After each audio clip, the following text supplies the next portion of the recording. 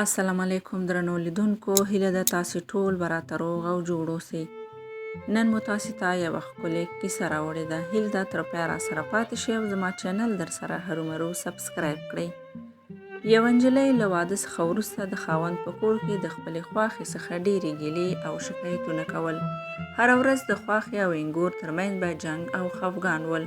نجلۍ آخر د خپلې خواښې څخه په تنګ شوه او خپلې یوې نږدې ملګرې ته ورغله او ورته یې وویل: ما ته داسې یوه لاره وښایه چې زه د خپلې خواښې څخه د تل او تل لپاره خلاصه شم او د خپل خاوند سره مې ژوند په خوشحالۍ سره تیر کړم.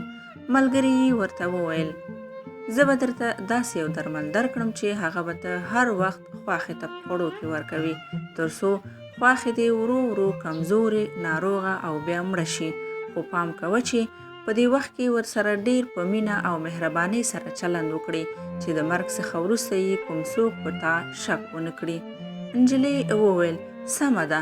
هره ورځ به یې خواښې ته په ډېرې مهربانۍ او مینې سره خواړه تیارول او درمل به یې پکې ګډول.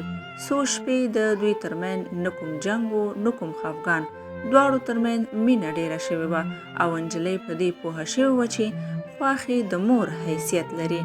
آخر نجلۍ خپلې ملګرې ته ورغله او ورته یې وویل: زه نه غواړم چې خپله خواښې له لاسه ورکړم. هغه ډېره مهربانه ده، ما ته د لور په شان ګوري. داسې درمل راکړه چې په خوړلو سره یې هغه مضر درمل له وجود څخه بهر شي. ملګرې یې مسکی شوه او ورته یې وویل: بېغمه اوسه، ما هیڅ خطري درمل نه دي درکړي، بلکې ما غوښتل په همدې طریقه دې فکر بدل کړم او ته خپله خواښې وپېژنې او پوه شې چې هغه دې د مور څخه کمه نه ده.